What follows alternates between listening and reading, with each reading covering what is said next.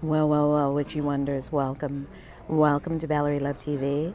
Welcome to your life of magic, money, metaphysics. I am so happy to be here with you today. I got a short story to tell you. I have my magical journal here, which I'm going to show you in a moment. I have 4 magical books that I'm going to show you. 4 witchy books. Our incredible Millionaire Club leadership. And then after that, I had my breakfast. And then I would study the etheric body. Actually, I was in a deep study of the etheric body. Hey, Cindy, hey, love, hello, love. I was deep in a study of the etheric body. I'm also deep in a study of, let me flip around for a moment so I can say hi to all of you. Hey, mwah.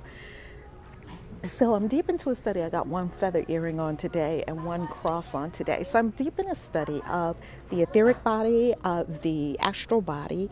Actually, I'm in a deep study of the etheric body, the emotional body, and the mental bodies. These are the first 3 bodies. Welcome. Hello. These are the first 3 bodies that go out from that comprise your auric field. So you have your physical body, and then you have the etheric body, and then you have the emotional body, and then you have the mental body. So I was deep in a study of the auric field. And I studied it and I studied it. And actually, I had my other journal. I was writing. And then something amazing happened. Something came over me where I was so sleepy. Ah, you always make me smile. Mwah. I'm in Barnes & Noble, so I can't be real crazy today, papes. I can't be real crazy. I'm in Barnes & Noble. They might have put a witch out. So anywho, so this sleep came over me. I became so sleepy. And I was like, why am I so sleepy? What I did not realize was it was moon time coming up. Moon time was coming up. And all these plans I had to go to hot yoga and go here and go there and do this and do that, go into my office. Moon time came over. And because I obey the beauty and the rhythms of the body, the great wisdom of the body. Oh my goodness, that's a whole nother series, is the great wisdom of the body. Because I obey the rhythms of the body, not the demands of the body, not the lusts of the body. You have to know the difference. You have to understand the distinction. Hey, thanks so much, Val. Oh my God, thank you. I love you, LuvTubers. I love you. How you loving? You know I got to take care of you every day. Hey, Shauna.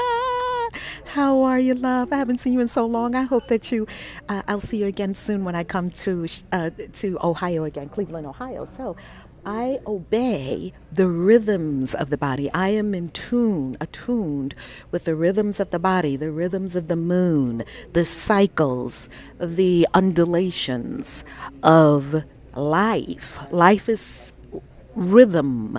There's a law of rhythm. And this law of rhythm is that things are in a rhythmic flow.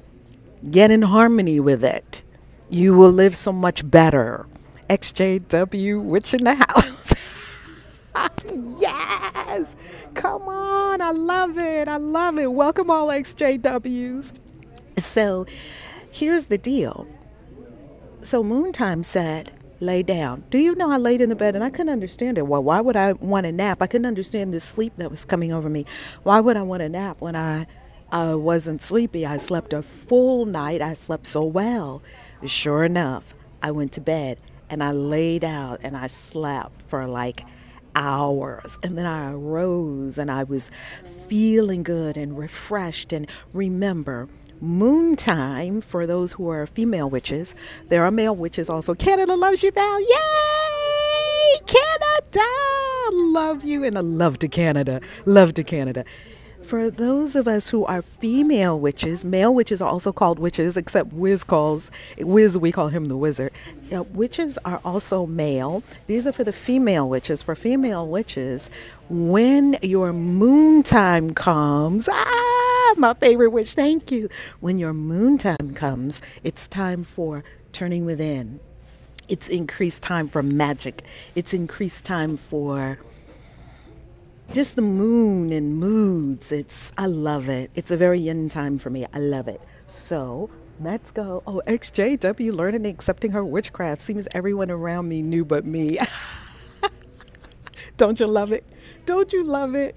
And when you come out, it's no surprise. It's just like, don't you know the gay people that are in your life that just don't want to come out and say you're gay? Look, you better come on out the closet. Come out the closet, everybody. Right? My brother was gay for so many years. And when he told me he was gay, I was like, what else is new? Come on. You who didn't know that already? So when we come out the closet, usually it's not a surprise to the people who love us. So let's look at these 4 witchy books. So I just give you that background on come on out the broom closet, boo. You would be so happy. Come out whatever closet you're in. If it's the broom closet, if it's the gay closet, it's whatever you're hiding, stop. Come out. Be yourself. Do you, boo. Love you. And let everybody fit in where they fit in. Get in where they fit in. All right, we're going to look at these 4 witchy books that I have today because my soul self, my magical self, brought me to a deep study of magic today in moon time. I got some magic coming up for you on the channel. So we're going to flip around and look at these 4 books, and then I'm going to go to study. All right, first of all, let me share with you a little bit about my magical book. So this is the particular magic journal that I was told by my magical self to come today. This is a magical journal, one of my magical journals. I have many. I do not believe in secret magical journals. I do believe in secrecy in some parts of what I'm creating, yet if I get the inspiration to share something, I'm going to share it. So behold the magical journal. This is the current magical journal, one of them. I have many. And I'll share with you, of course, you'll know how I love my purple. This is a special pen that I write with. It is a purple pen. As you know, I love writing purple, highest vibration color ever.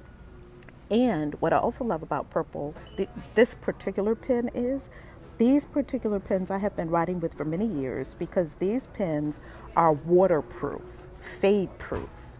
And I have many, many, many, many journals, and they will be going to my children. So I'm being sure that my journals will be preserved for posterity. Okay? Hey, Coach 1111 Coach. Hello, hello, hello. So I began this magical journal on January 31st, 2016. And as you can see, I always do the number. The numerology of this date is 14. That's because 1 plus 3 plus 1 plus 1 plus 6 equals 14. 14 reduced is a 5, and I took that as a very powerful symbol because 5 is my favorite number in magic. Actually, it's the number of the pentagram. So if you look at the 5-pointed star of the witch, this is earth, air, spirit, earth, air, fire, water. It's the 4 elements, not in that order, simply the 4 elements. And the 5th point of this star is ether or spirit. So it's pointed up. Hey, Candace, how you doing, love? So this is my magic journal. I spell magic with a K, just like Aleister Crowley did, to distinguish it. I love my super skinny blue pens. That's awesome. Yeah, I have a special pen that I write with, and I write with these pens in all my journals. And it's magic, as Aleister Crowley said, magic with a K, to distinguish it as a spiritual path versus street magic or magic that you find in Vegas, okay? The magic with a K, whenever you see us spell it with a K, it means that it is based on a spiritual path. That's why we spell it like that. What is your sun sign? My sun sign is Libra. My north node is Leo. That's why I'm in the spotlight all the time. Book of Spells, Magical Musings, and Grimoire. So this is not completely a grimoire. It is a few different things. It's a magic journal. It's a book of spells. It's my magical musings. So the things that come to me that are magical. And blue is expansive to help me think big. Oh, like Jupiter. Oh, I love that. I'm a Libra. Ooh, lovely, lovely. Welcome, Libras. I love you. I love fellow Libras. Now, here is my archetype. The archetype that I have chosen to embody is Ishtar. Now, I love Ishtar, and if you want to understand more about this goddess, she is the goddess of love, war, fertility, and sexuality. I want to hold this so that you can see. And so I have here symbols written all in purple. This is all, remember, you're writing in your journal. This is all fraught with your energy. Your energy is deeply embedded in this. So even if someone saw exactly what was in this journal, they wouldn't be able to do exactly what's in this journal because this is my magic, and everyone has their own magic inside them. You have your own magic inside you. So your magic is your magic. This is my magic. I'm sharing with you my magic, and you have your magic. Ishtar is also known as, for me, oh, here are her traits. The traits of Ishtar are strength, protection. Hey, Hey, Azure, how are you? Boundaries. This is so important, especially for women. Boundaries. Libra too. Come on, Libra. Another Libra in the house. Love it.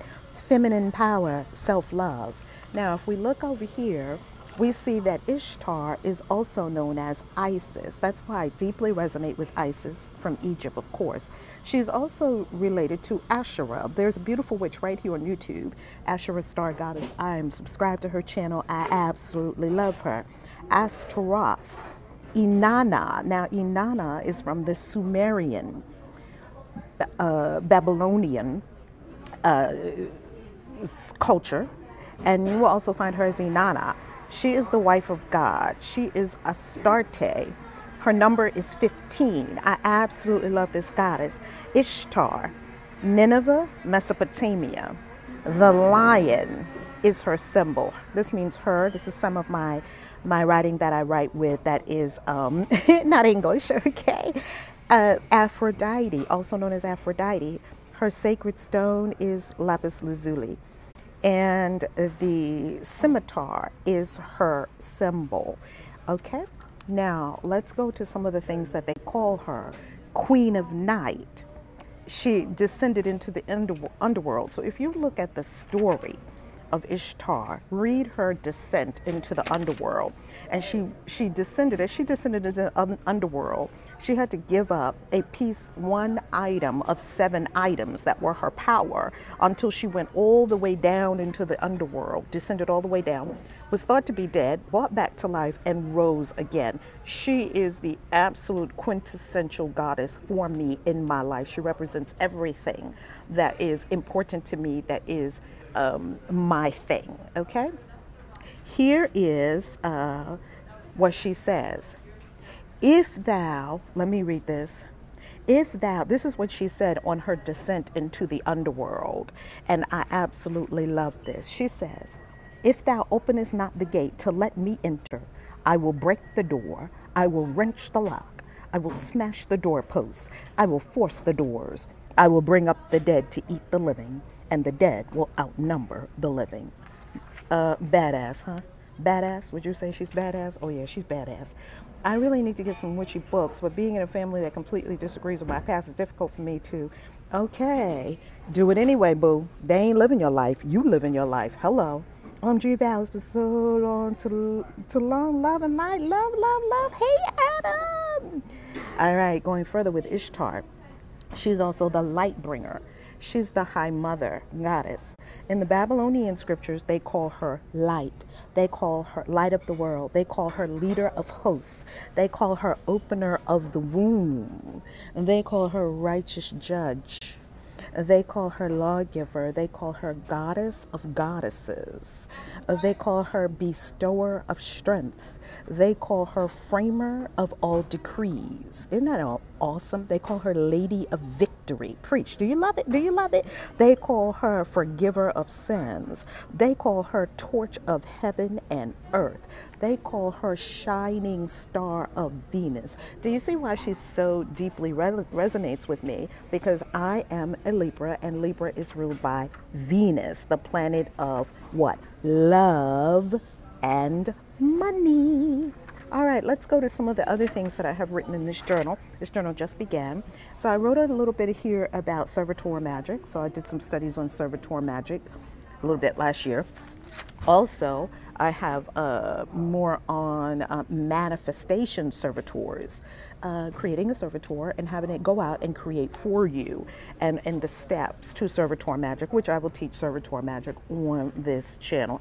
Very, very helpful magic in case you want to cut down on the work. Here are all the things that you want to create for the servitor so that it's very clearly defined. And then you want to feed your servitor. A servitor is almost like a pet. It's almost like an entity that's working for you. So you definitely want to feed your servitor, take care of your servitor. So here I also have just some magical musings of mine. I had a Resurrection Sunday piece that I wrote on Facebook called Risen Witch. And now I'm going to fill in, and I'm going to be writing on what I'm learning today. So here are the 4 books. The first book that I'm studying today is The Secret Doctrine. The Secret Doctrine. Those nails slay. Thank you. the landmark classic of occult philosophy. What does this word occult mean? This used to scare people when I was in witnesses. Whenever they heard the word occult, they immediately thought demon, demonized. Problem. This is not what occult means. The word occult means hidden. It means hidden. It means something that is not seen. You love this, Miss Val? Yay! Sister of a distant moon. Welcome. I love you. I love you. Yeah, that's all it means. It just means hidden. That's all occult means. People get so afraid of one word. It only means hidden. So breathe, relax, nothing to be afraid of. This is by H.P. Blavatsky, a powerful occultist. This woman right here, a powerful occultist.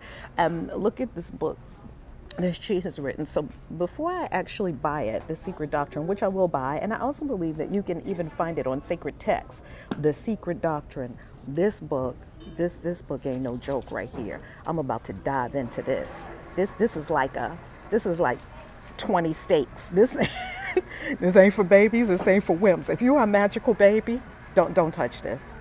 Don't touch this, because one page will blow your head right off. Clean off its hinges. And then you won't be able to put it back put your head back on your shoulders like it belongs. Start somewhere else. If you're a magical baby, do not start with this. This is only for grown folks, okay? This is grown folks magic right here. All right, the next one that I'm going to be looking at is my absolute fave doctrine and ritual of high magic.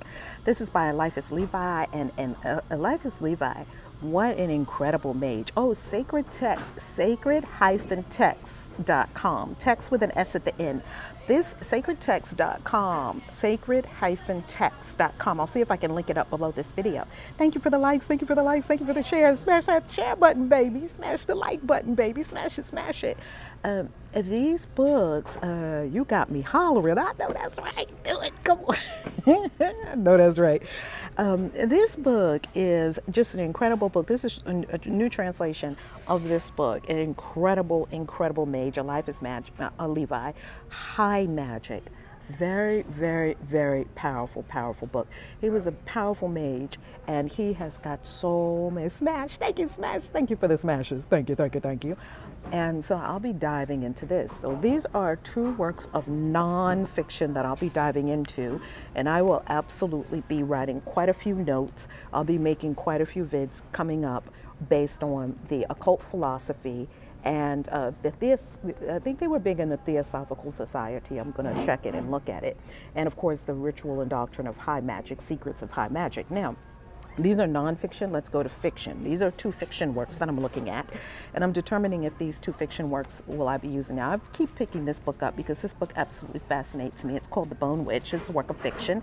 Rin Chupeco, author of The Girl from the Well.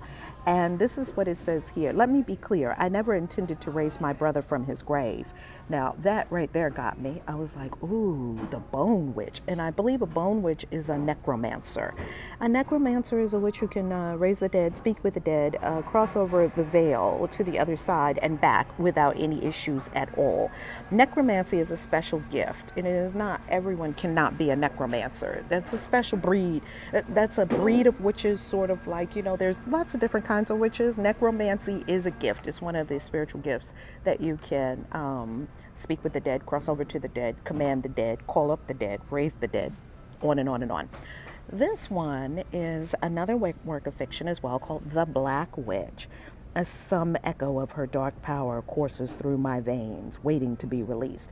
About a young woman who has her grandmother. This is by Laurie Forrest. She has inherited her grandmother's magical power. So let's see what this book is all about. So I'm going to be looking at both these books, and I'm going to be determining also if I want to buy them. That's a lovely thing about Barnes & Noble. You kind of skim and get an idea of what the book is about, sort of like reading a trailer, looking at the trailer, because, you know, movies have trailers, but books don't have trailers. Like, how do you know if you want to buy this book and invest your time, energy, and attention in the book? So there I go. I'm ready. Purple pen in hand. Let's get down to business. I love you. I'll be back at you during the week with my findings. Peace.